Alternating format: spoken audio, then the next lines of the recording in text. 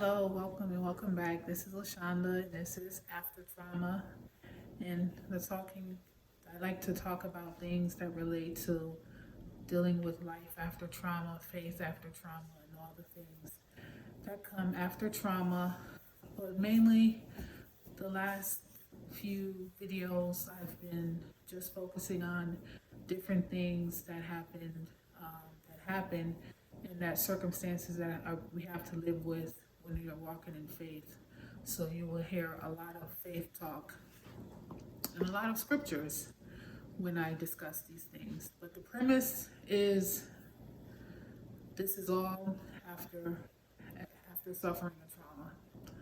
So today I was thinking about what I could talk about, and what came to mind was the waiting, the in between from where you are to where you would like to be, and what is God doing during that time. So, of course, I looked up some scriptures for us that could help us with that, but um, it is very difficult. It is so easy to say, and I love to joke about how Peter reacted when he stepped off the boat and began to sink. And then, well, he lost faith first, then he began to sink. But I love to joke about that. I also love to joke about when when the Lord was on the boat asleep and they came into this very bad storm, and the Lord was asleep on the boat, and they were just panicking, saying, "Do you not care that we're perishing?" Like, oh my gosh, have I felt like that so many times, and have I not? Pretty much in so many words said that to the Lord, like, "Do you not care? Do you not see?" And the Lord was able to just silence the winds so easily and said, "Oh, you of little faith." But it is very difficult. If I could put myself in their position, I would not like to. Just the thought of being on a boat in the middle of a storm and just being moved around, and the winds are blowing and the waves are high, and I just imagine that would be just so tumultuous, such a tumultuous time, an uncertain time even. And then I just look at my life, and then I'm able to relate because of, well, for one example, bills. Those are my waves, and just figuring out what is going to be like. How are we going to survive this? But that can be anything. It doesn't just have to be particularly bills. It can be any life situations, court cases, relationships, marriages. There's so many things that can cause us to be in a tumultuous and uncertain time. But but God, but God, who's able to just silence the winds, who's able to silence the winds of our life very easily. Although, while He did it for them immediately, that isn't always the case, right? We are waiting for the winds to be ceasing and for the storm to be calmed, for the peace to be still, um, and it just hasn't arrived yet. So that made me to think of why it would be some reasons why we have to wait. And so, of course, I had to get some, I decided to get some assistance in some answering this question. So here are, let's see, how many reasons does it give us? 1, 2, 3, 4, 5, 6, 7, 9 reasons. One is for building trust and faith. 2, preparing for the future. 3, aligning with God's timing.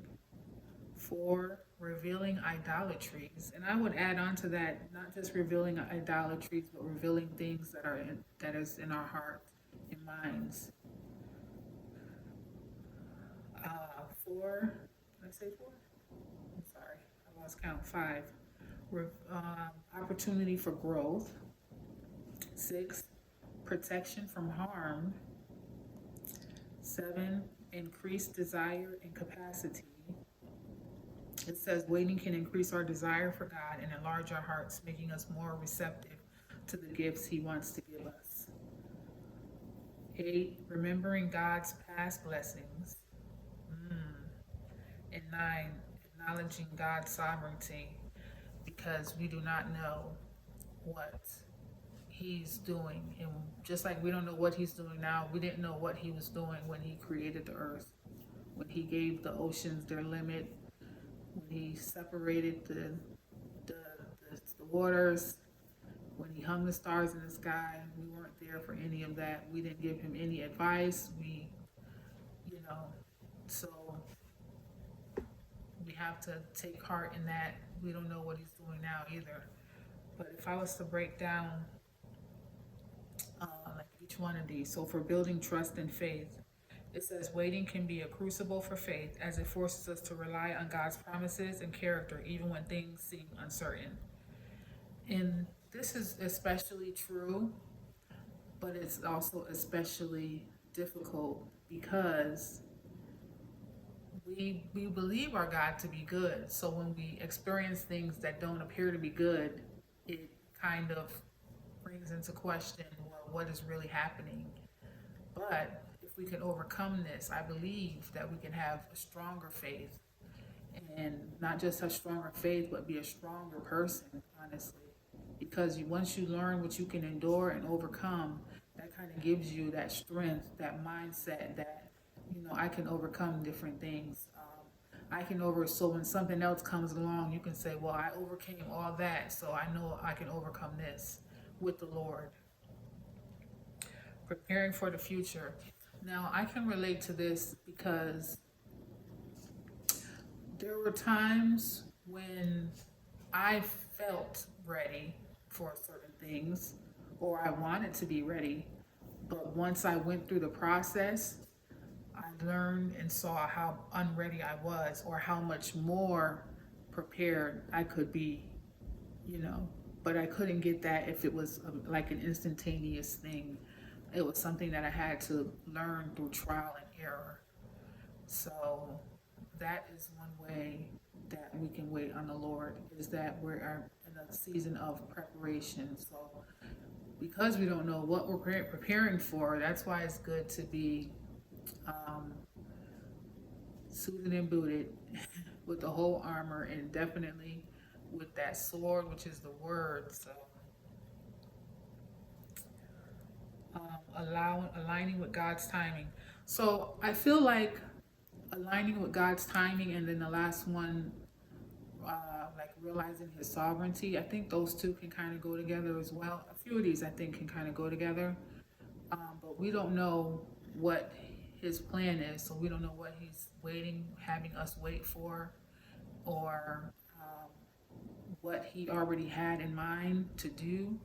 It's just not the time yet. So maybe we're ahead of ourselves. Maybe we've gotten ahead of Him, or we just need to put more emphasis on the waiting on His timing, because although it is uncomfortable to endure when you're just not in a happy place and you don't feel stable and you just have so many uncertainties, it is important to remember that His timing is the best timing, since He is the Father of time. Revealing idolatries. It says, if we struggle to wait, it might reveal that we are prioritizing our own desires and plans over God's overall plan. That's really good. And these all really do work together nicely, I think, because if we rely on His timing, that is obviously taking ourselves out of the seat of being in control, and not receiving our desires can also help us to just remember what our initial desire was, remember what our first love was, which is Him. So that's why it's important to just go along with God's timing, and to allow the pressure to reveal what needs to be revealed, because sometimes things are hidden within us and we're not even aware that they're there. And the only way we become aware of it is through pressure, you know?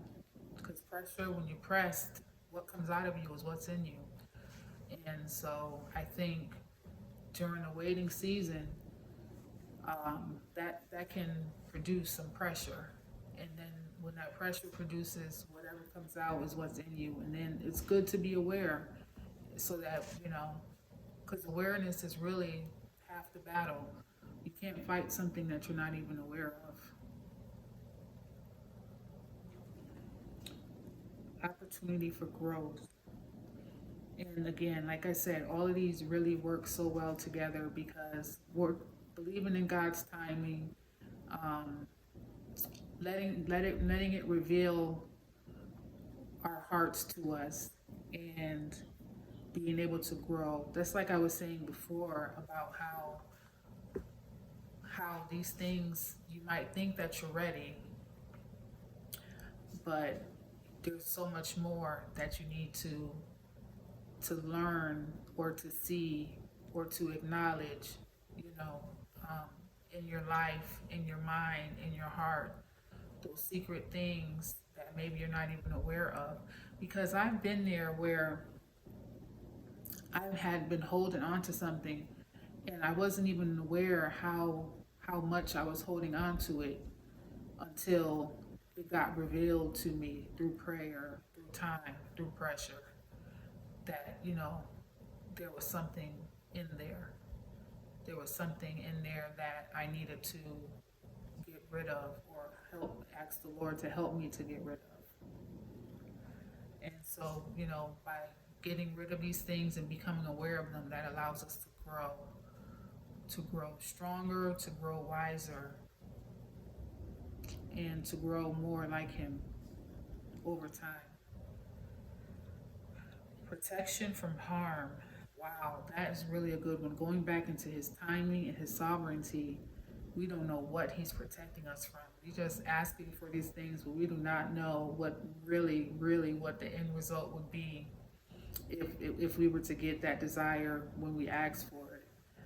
So we do not know. Some of the things we think, oh, He's just, you know, not giving it to us, or saying no, and we don't know the reason why. And that's, again, going right back into His sovereignty and His amazingness, the amazingness of God. We do not know what He is, what He sees, because we only can see from our perspective, but He can see far ahead.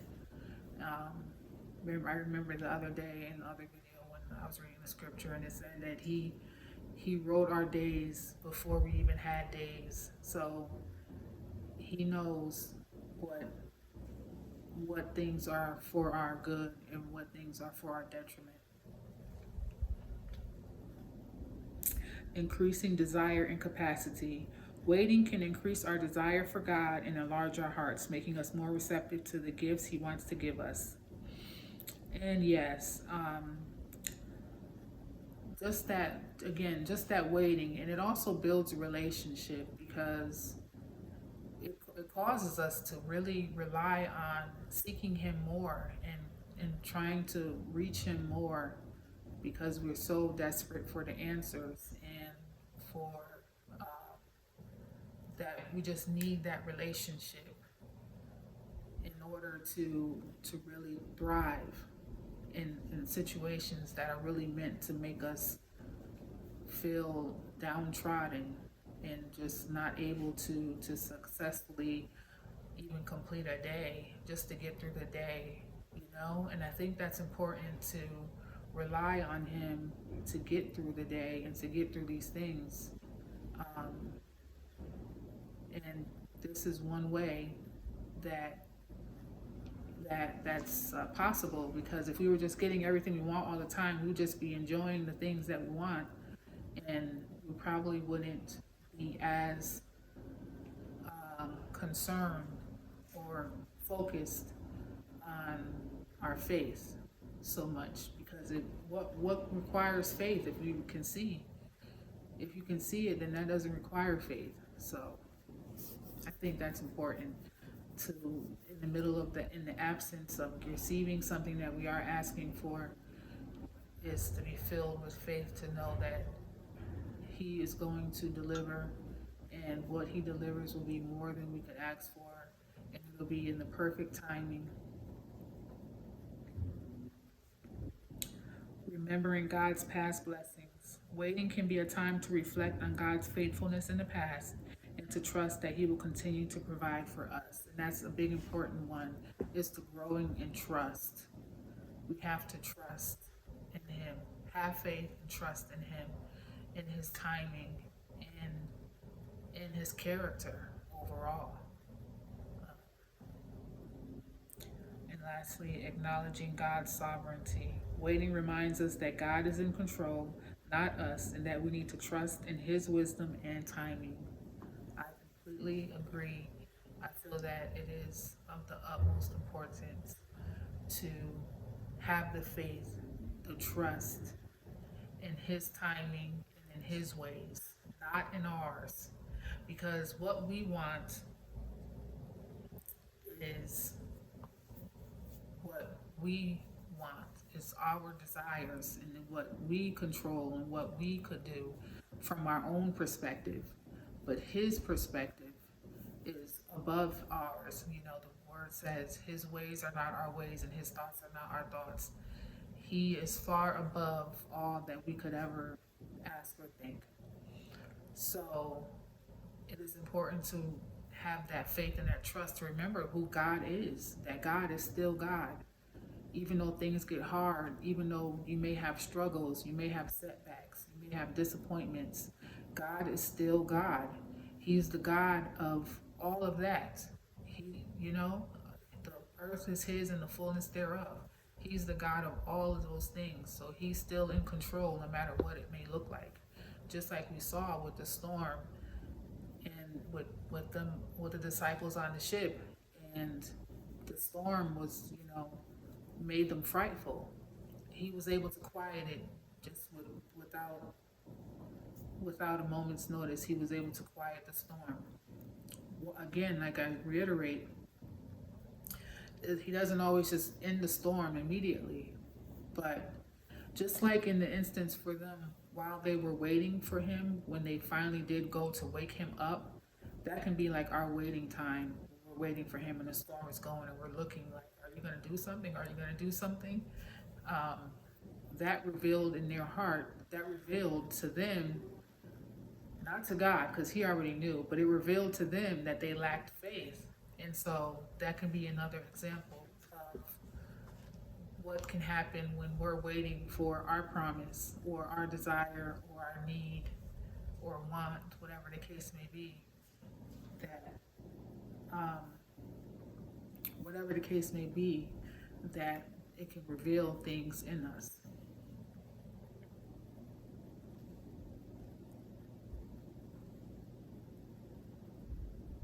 Let's see, I did have some scriptures here.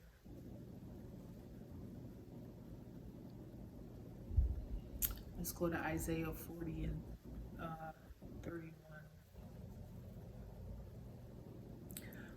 But those who wait on the Lord shall renew their strength. They shall mount up with wings like eagles. They shall run and not be weary. They shall walk and not faint. But those who wait on the Lord shall renew their strength. Let's get another one.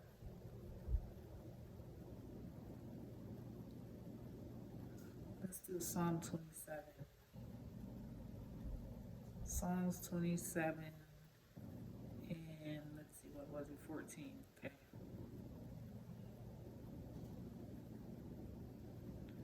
I feel like it's easier with the actual Bible for some reason. Maybe because I'm used to turning the pages now. So Psalm 27 and 14 says, wait on the Lord, be of good courage, and He shall strengthen your heart. Wait, I say, on the Lord. That is important. He will strengthen your heart in the waiting. But you have to give it to Him in order for Him to give you that strength. Because if you're trying to carry it and you're trying to manage it, that will make you weaker. It will make you realize how weak you are over time. That's why he said, "Come to me, all you that labor and are heavy laden, and I will give you rest." You can take up his yoke, because his yoke is light and ours is heavy. You know, his burden is easy and ours is hard. Let's do one more. Let's do Micah 7:7. Let's do one more. Micah 7:7.